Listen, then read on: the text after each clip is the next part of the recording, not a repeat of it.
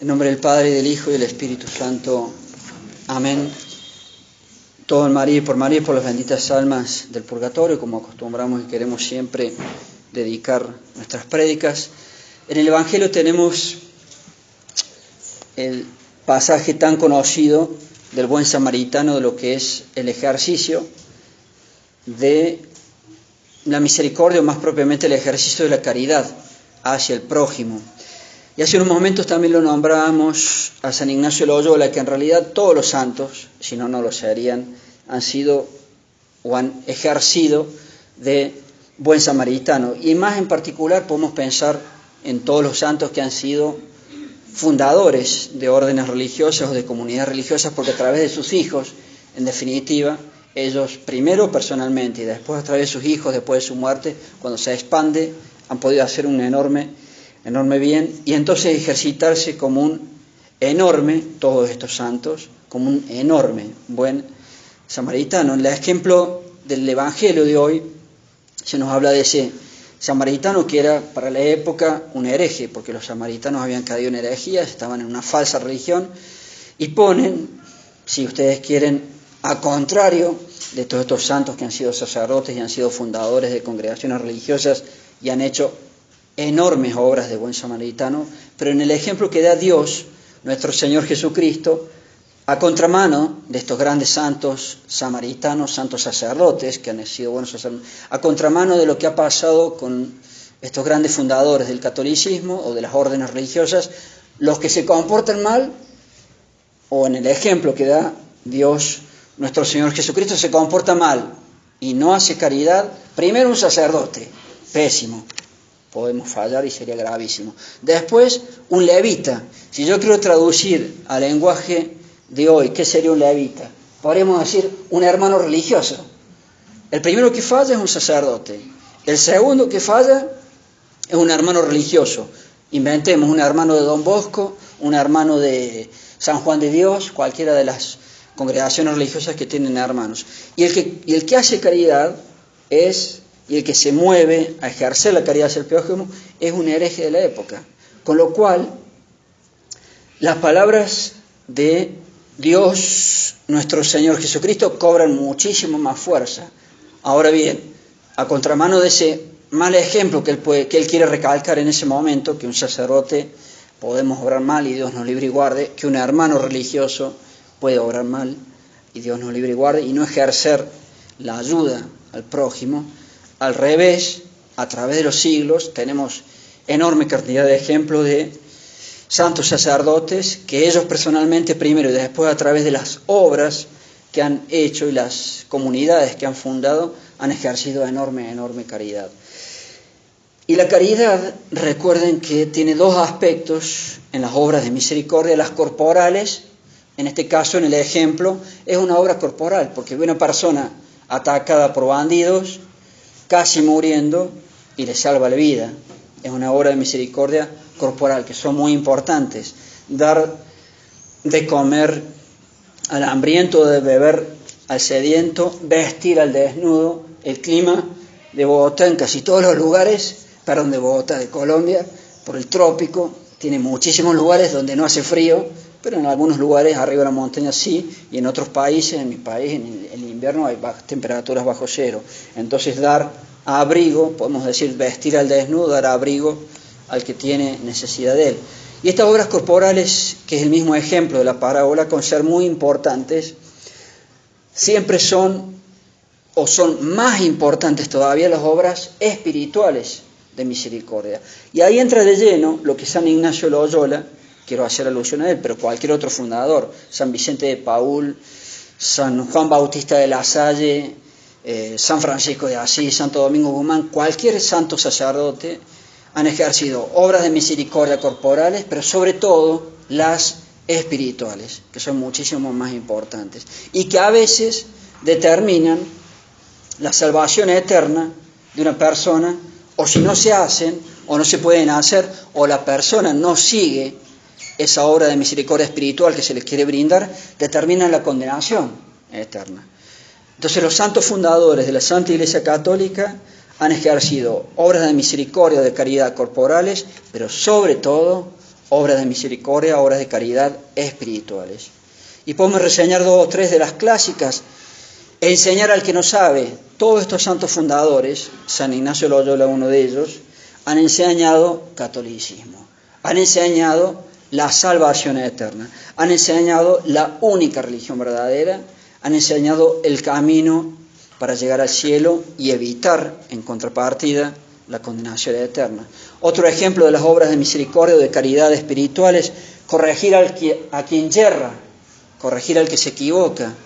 ¿Qué santo fundador? Todos santos de la Iglesia Católica, pero quiero insistir en los santos fundadores y en San Ignacio en particular, porque a través de sus hijos reduplican o multiplican estas buenas obras que puedan hacer, no solamente después de su muerte, sino, o mejor dicho, después de su muerte a través de sus hijos. Corregir al que yerra es una tarea, corregir al que se equivoca es una tarea que podemos decir eminentemente sacerdotal. Los sacerdotes, los obispos, me disculpan, pero nos pasamos la vida corrigiendo al que yerra, corrigiendo al que se equivoca, porque el que peca, yerra, el que peca, yerra, el que peca se equivoca. Y sin duda que la labor sacerdotal es muy, muy definida en ese sentido. Tenemos que estar siempre corrigiendo a los pecadores, siempre. Entonces una segunda obra de misericordia que si la puede practicar cualquier ser humano, el sacerdote más. Y un santo fundador de cualquier comunidad religiosa, con muchísima más razón por la expansión de sus hijos a través de los años y a través de los siglos, incluso. Imagínense el bien enorme que podemos decir nace allí y se multiplica en miles, se multiplica en miles. Y otro ejemplo más, podríamos dar otros de las obras de misericordia o de caridad espirituales, dar consejo a quien lo ha menester, dar consejo a quien lo necesita. Otra vez, una labor eminentemente sacerdotal, porque constantemente con la labor de los sacramentos, sobre todo el de la confesión, estamos dando consejo a las personas de cómo obrar y cómo llevar sus vidas. Dar consejo a quien lo ha menester, dar consejo a quien lo necesita. Un laico puede hacer estas obras sin duda y debe hacerlo, y más un padre de familia y más una madre de familia. Hay una obligación primordial, pero nunca se puede comparar con la labor sacerdotal.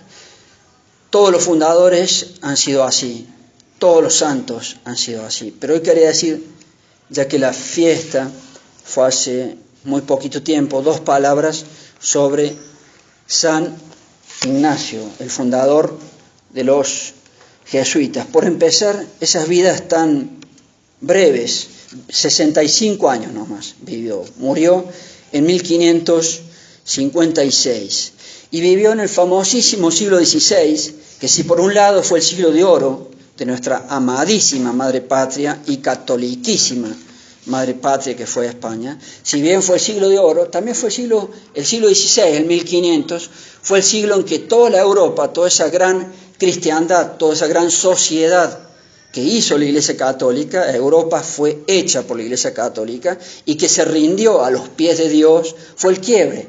El inicio del quiebre fue el Renacimiento. El inicio del fin fue el Renacimiento. Llevamos 5 siglos en caída.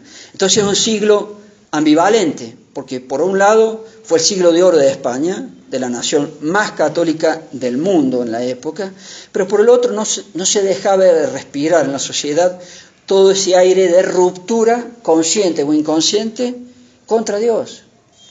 De 10 siglos que duró el mundo civilizado, el occidente y la máxima cultura que se dio en la tierra, de 10 siglos de estar a los pies de Dios y su catolicismo, la ruptura empieza en el siglo XV y sobre todo en el siglo XVI.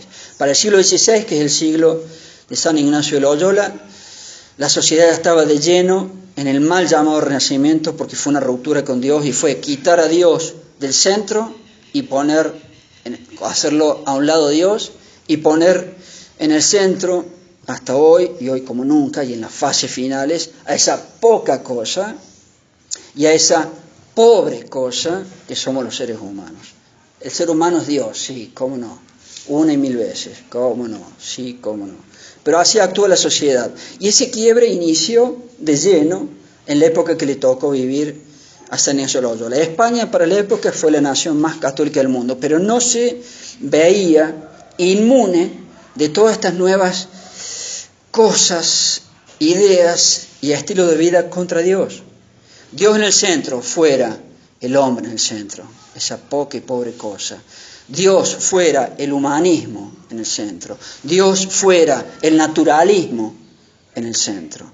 Y hoy en día, después de 500 años de ese proceso, 500 años en caída, llegamos a la cúspide, la cristiandad europea, Europa, catolicismo, la Europa católica, y llegamos 5 siglos de caída, ya por lo que parece en las etapas finales. Pero esa era la época de San Ignacio. Tenía a España esas ambivalencias, no dejaba de ser, en un cierto grado, hija de esta época que hemos descrito, el inicio de la ruptura, el inicio de la caída, el inicio de abandonar a Dios, el renacimiento, y al mismo tiempo para España un gran florecer con grandísimos santos y un gran florecer del catolicismo, y la nación para la época, aún con estos aires nuevos, la nación para la época más católica de la tierra. Es el siglo de Lutero, para que se den una idea, ese sacerdote apóstata, Dios nos libre y guarde de traicionar a Dios y caer en la apostasía, que fundó todas las sectas de las falsas religiones modernas del luteranismo, el protestantismo, o mal llamadas las sectas cristianas, usurpando ese nombre. Pecados de la carne, se fomentaba al máximo la lujuria, etcétera, etcétera. Ese fue el siglo. Ese fue la época de San Ignacio y la época en que España dio grandísimos santos y grandísimos fundadores. Santa Teresa de Jesús es de esta época, San Juan de la Cruz es de esta época, San Ignacio de Loyola, San José de Calasanz, si no me equivoco, otro gran fundador también de esta época. Y en estas turbulencias o mezclas, la vida de San Ignacio de Loyola al principio fue un hombre hijo de la mala característica de esta época, hasta que se convirtió.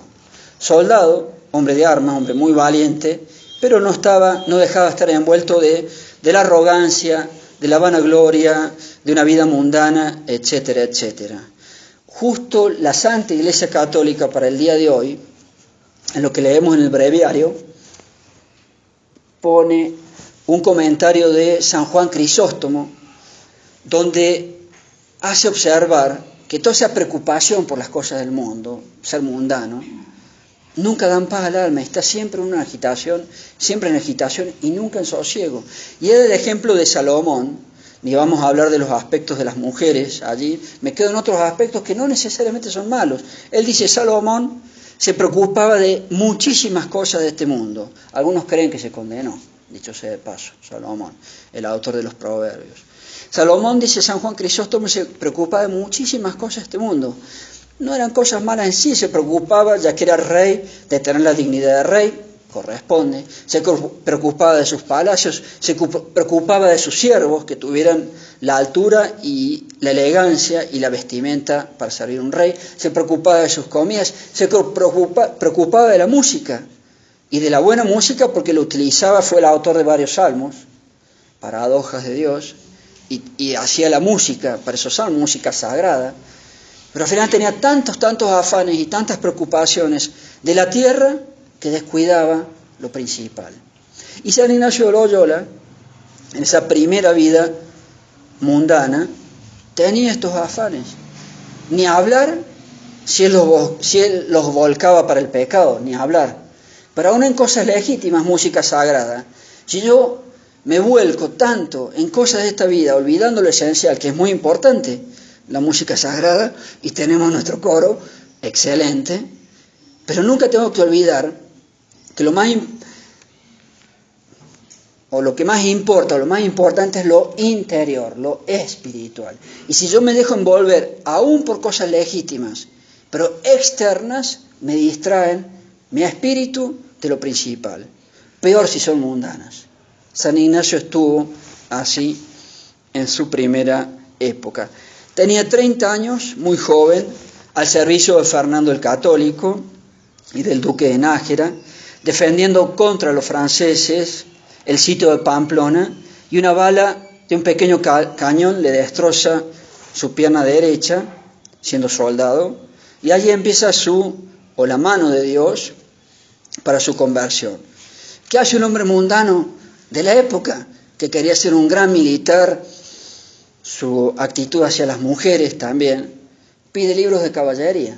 Los libros de caballería de la época, Amadís de Gaula, él pidió ese en particular, y había otros tantos, elogiaban mucho las virtudes de un buen combatiente, un hombre valiente, eso está bien, pero siempre envuelto en amoríos, y en ese orden puede tener un desorden, se puede dar por lo menos un desorden. Pues no había esos libros, y empezó a leer vidas de santos. Empezó entonces a leer vidas de santos.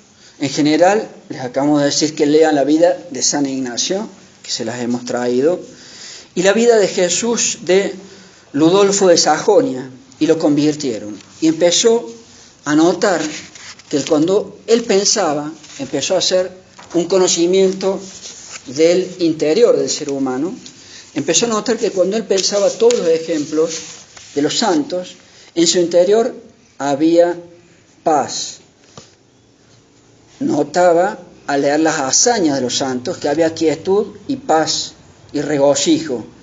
Y cuando dejaba de pensar en eso y se empezaba a acordar de nuevo de su vida anterior de guerrero, de galante, etcétera, etcétera, no le daba paz, le daba inquietud. Y empezó a notar cómo en el ser humano después lo plasmó en sus ejercicios espirituales que tantas veces hemos predicado y ojalá podamos volver a predicar.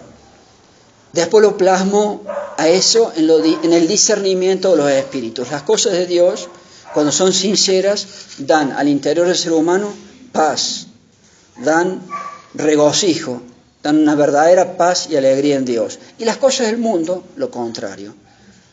Pensaba en lo que leía, obtenía paz, sosiego en Dios. Se acordaba de su vida anterior, de guerrero y galante, daba tristeza, desasosiego, no daba paz. El discernimiento de los espíritus que luego va a desarrollar más en los ejercicios espirituales que va a redactar. Su vida fue, aún en su etapa de conversión, muy andariega. Ya cuando leía la vida de los santos, se llenaba de fervor de querer imitar las hazañas de los santos. Palabras más, palabras menos, decía: si San Francisco de Asís hizo esto por Cristo, yo lo debo de hacer. Yo lo debo de hacer. Si Santo Domingo de Guzmán hizo esto por Cristo, yo lo debo de hacer. Ese impulso a querer imitar los santos. Y ya en ese tren de conversión personal fue muy andariga su vida hasta que finalmente funda la Compañía de Jesús. Estuvo en la zona de los montes de Montserrat, de la Virgen de Montserrat, a la cual dedicó su espada. Estuvo en Manresa, cercano a esa zona, también toda la zona cercana a Barcelona. En Manresa primero ayudaba en un hospital, después se fue a la famosa cueva de Manresa, allí escribe los ejercicios espirituales famosos de San Ignacio de Loyola que tanto bien han hecho a la humanidad. Y los ejercicios espirituales de San Ignacio están previstos y escritos por inspiración de la Virgen, dice él, pero siempre él nunca perdió esa cualidad de militar. Él fue militar y mantuvo esa cualidad, pero para Dios. ¿Por qué vale la pena decir esto también? Por empezar, porque los ejercicios espirituales, en su estilo, digamos así, mantienen eso de militar, mantienen una cierta arenga militar porque invitan a ser soldado de Cristo, y tiene muchas meditaciones que dan vuelta alrededor de lo que es un verdadero soldado de Cristo. Las dos banderas. ¿Para militar en cuál? Las dos banderas. La bandera del diablo o la bandera de Dios, por supuesto. El luchar por Cristo Rey.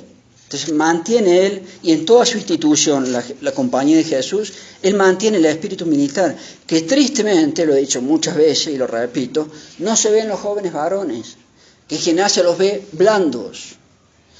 Y un soldado de Cristo tiene que saber pedir y desear esa firmeza y esa fuerza del soldado, no un blandengue.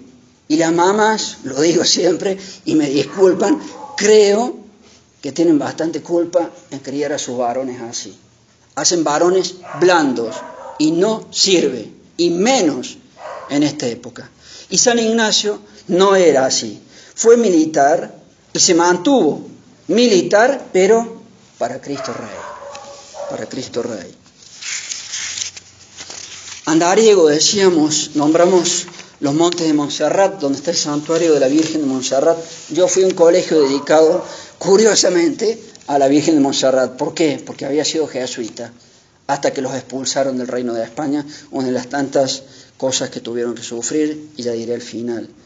Después de los montes de Montserrat, después de Manresa, se fue a Jerusalén, quiso quedarse en Jerusalén, no pudo, volvió a España, Barcelona, fue a Roma, fue a Venecia, etcétera, etcétera. Quiso ir nuevamente a Jerusalén cuando ya estaba con lo que fue la base de la Compañía de Jesús. Estuvo en París, estuvo estudiando en Salamanca, estuvo estudiando en Alcalá, tuvo problemas con la Inquisición.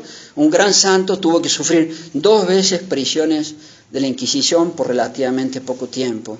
Y en París, junto a otros 5 compañeros, si no me estoy equivocando, por una promesa de entregarse a Dios, creó lo que fue la base, poquitos años después, cuando los aprueba el Papa Julio III, poquitos años después fue la base de la Compañía de Jesús. En esa primera entrega a Dios, en París, siendo estudiante, en Montmartre, en el Monte de los Mártires, estaba el famosísimo futuro santo San Francisco Javier. Estaba el que iba a ser su primer sucesor, Laínez, y estaba un sacerdote también, un santo sacerdote, aunque no está canonizado, Pedro Fabro, etc. Y de a partir de allí, cuando el Papa Julio III aprueba su Compañía de Jesús, el bien inmenso que ha hecho a toda Europa y que ha hecho a Hispanoamérica, porque sin duda todas las órdenes hicieron mucho bien aquí, pero los jesuitas han sido siempre los grandes soldados de Cristo.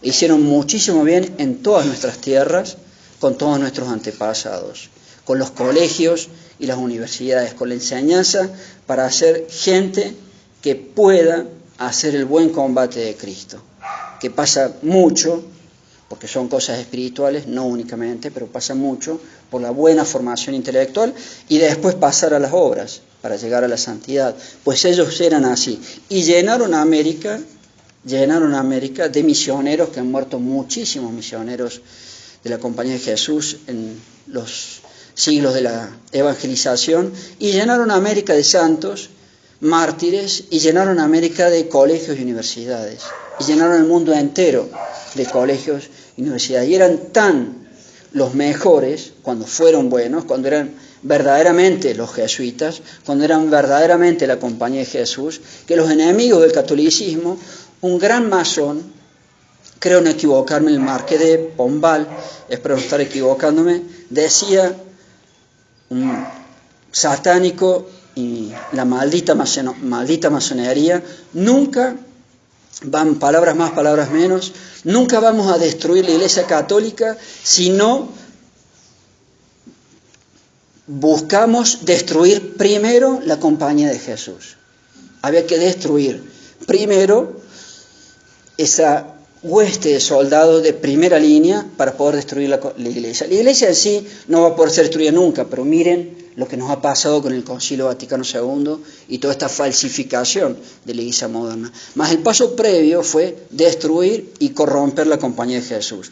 Cuando buscaban destruirlas con muertes, asesinando sacerdotes, quemando sus iglesias, quitándole las iglesias a la Compañía de Jesús, fue impresionante cuando uno lee un poquito de historia de la Iglesia, la cantidad de expoliaciones y usurpaciones de sus bienes inmuebles que han tenido que sufrir los jesuitas, la cantidad de muertes, la cantidad de quemas de iglesias de jesuitas que ha habido en la historia de España, inclusive.